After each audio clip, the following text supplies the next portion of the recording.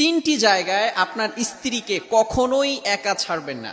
Most important place, তিনটি গুরুত্বপূর্ণ জায়গা, যে জায়গাগুলোতে আপনার স্ত্রীকে কখনো একা ছাড়বেন না।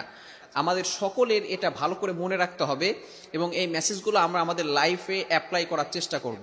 হযরত আলী রাদিয়াল্লাহু তাআলা আনহু এটা বলে দিয়েছেন। আলী রাদিয়াল্লাহু তাআলা আনহুর কাছে একবার এক ব্যক্তি এসে বললেন, হে আলী, কিভাবে আমার স্ত্রী আমাকে ভালোবাসবে এমন কিছু টিপস আমাকে বলে দাও, এমন কিছু ফর্মুলা আমাকে বলে দাও। আলী রাদিয়াল্লাহু তাআলা আনহু এই তিনটি মেসেজ তাকে দিয়েছেন যে তুমি তোমার স্ত্রীকে কখনোই তিনটি জায়গায় একা ছাড়বে না। যদি তিনটি জায়গায় একা ছাড়ো তাহলে পরবর্তী সময় তুমি আফসোস করবে।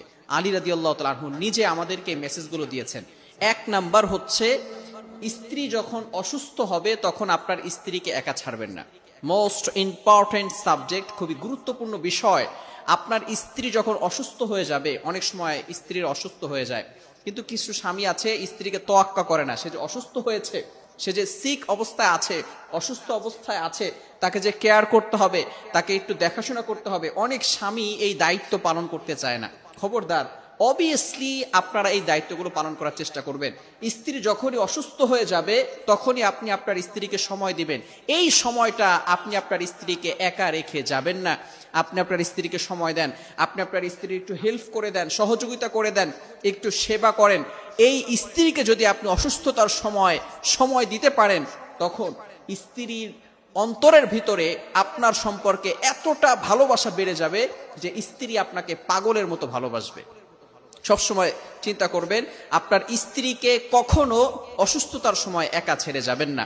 নাম্বার 2, দ্বিতীয় নাম্বার হচ্ছে, পরপুরুষের সামনে আপনার স্ত্রীকে কখনো একা ছেড়ে যাবেন না। কেননা আল্লাহ রাসূল সাল্লাল্লাহু আলাইহি ওয়াসাল্লাম বলে দিয়েছেন, যখন কোনো নারী এবং পুরুষ দুইজন একত্রিত ভাবে থাকে, গায়রে মাহরাম অর্থাৎ যাদের সাথে বিয়ে করা জায়েজ এমন দুইজন যদি থাকে, তখন ইল্লা কানা সালিসুহুমা শাইতান, তখন তাদের মাঝে তৃতীয় জন একজন থাকে, সে হচ্ছে শয়তান।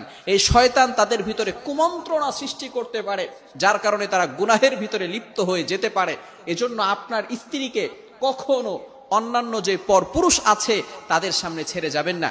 কিছু পুরুষ তো এমন রয়েছে, নিজের স্ত্রীকে ফ্রেন্ডের সাথে কথা বলিয়ে দেয়, ফ্রেন্ডের সাথে আলাপ আলোচনা করার জন্য সুযোগ করে দেয়। কিছু সময় পর দেখা যায় যে তার ওয়াইফ তার বন্ধুর সাথে প্রেম করে ঘর থেকে পালিয়ে গেছে, ঠিক কিনা? এমন অনেক সময় হয়ে যায়। খবরদার, অন্যান্য পরপুরুষের সামনে আপনার স্ত্রীকে ছেড়ে দিবেন না। তৃতীয় নাম্বার হচ্ছে, আপনার স্ত্রীর ইজ্জত সম্মান যখন দেখবেন সে হারিয়ে যাচ্ছে, অথবা সে ইজ্জত সম্মান এমন একটা জায়গায় গিয়েছে যেখানে তার ইজ্জত সম্মান পাচ্ছে না, সেই সময় আপনি আপনার স্ত্রীর সামনে ঢাল হয়ে দাঁড়িয়ে আপনার স্ত্রীর ইজ্জতের সম্মানের হেফাজত করবেন। আপনার পরিবারের সামনে আপনার স্ত্রীর ইজ্জতকে কখনো বেইজ্জতি করবেন না। সব সময় আপনার স্ত্রীর যে সম্মান আছে এটাকে আপনি বাড়ানোর চেষ্টা করবেন। যখন কোনো জায়গায় আপনার স্ত্রী যদি অপমানিত হয়, সেখানে যদি আপনি তাকে একা রেখে যান, তাহলে ওই স্ত্রী কিন্তু বিপদে পড়ে যাবে। কেননা একজন স্ত্রী সে তার স্বামীকে ঢাল মনে করে। একজন স্ত্রী তার স্বামীর ভালোবাসায় তার পিতামাতা, ভাই বোন, আত্মীয় স্বজন, যত রিলেটিভস রয়েছে সকল মানুষকে ত্যাগ করে, এতটা স্যাক্রিফাইস করে, ত্যাগ করে, সবকিছু ছেড়ে এসে স্বামীর কাছে ঠাঁই নেয়। যদি তার অপমানিতর সময় যদি তার স্বামী তার সামনে না দাঁড়ায়, তাহলে সেই স্ত্রী কার কাছে যাবে?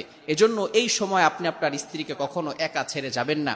এই তিনটি সময় আপনি আপনার স্ত্রীকে কখনো একা ছাড়বেন না। যদি ছাড়েন পরবর্তী সময় আফসোস করবেন। আর যদি এই তিনটি কাজ আপনি করতে পারেন, তাহলে ইনশাআল্লাহ আপনার স্ত্রী আপনাকে পাগলের মতো ভালোবাসবেন। মনে রাখবেন, স্ত্রী হচ্ছে এমন একজন পার্সন যে আপনার জন্য সবকিছু ত্যাগ করে। আর আল্লাহ তাআলা বলে দিয়েছেন স্ত্রীর সাথে কেমন ব্যবহার করবে, স্ত্রীকে কেমন ভালোবাসবে, এটা আল্লাহ তাআলা পবিত্র কোরআনুল কারীমের ভিতরে বলে দিয়েছেন। আল্লাহ তাআলা নিজে বলেন 4 নম্বর পারার 20 নম্বর পৃষ্ঠার 3 নম্বর লাইন, সূরা নিসা এর 19 নম্বর আয়াতে আল্লাহ তাআলা বলেন, ওয়াশিরুহুন্না বিল মারুফ, you treat your wives well, তোমরা তোমাদের স্ত্রীদের সাথে ভালো ব্যবহার করো, স্ত্রীদের সাথে কখনো খারাপ ব্যবহার করবে না। কারণ আল্লাহ পাক রব্বুল আলামিন, আল্লাহ রাসূল সাল্লাল্লাহু আলাইহি ওয়াসাল্লামের মাধ্যমে আমাদেরকে শিক্ষা দিয়েছেন নবীজি সাল্লাল্লাহু আলাইহি ওয়াসাল্লামের 11 জন স্ত্রী ছিলেন। আল্লাহ রাসূল সাল্লাল্লাহু আলাইহি ওয়াসাল্লাম কখনো তার স্ত্রীদের উপর আঘাত করতেন না এবং স্ত্রীদের সাথে সব সময় অলওয়েজ ভালো ব্যবহার করতেন। স্ত্রীদেরকে কখনো আঘাত করতেন না, সব সময় তাদেরকে ভালোবাসা দিতেন এবং স্ত্রীদেরকে কাজের ভিতরে হেল্প করতেন। এজন্য আমরা সব সময় চেষ্টা করব স্ত্রীদের সাথে ভালো ব্যবহার করব এবং এই 3টি জায়গায় কখনো আমরা স্ত্রীকে একা ছেড়ে যাব না। আল্লাহ তাআলা আমাদের সকলকে এই বিষয়টি বুঝার তৌফিক দান করেন। সকলে বলেন আমিন।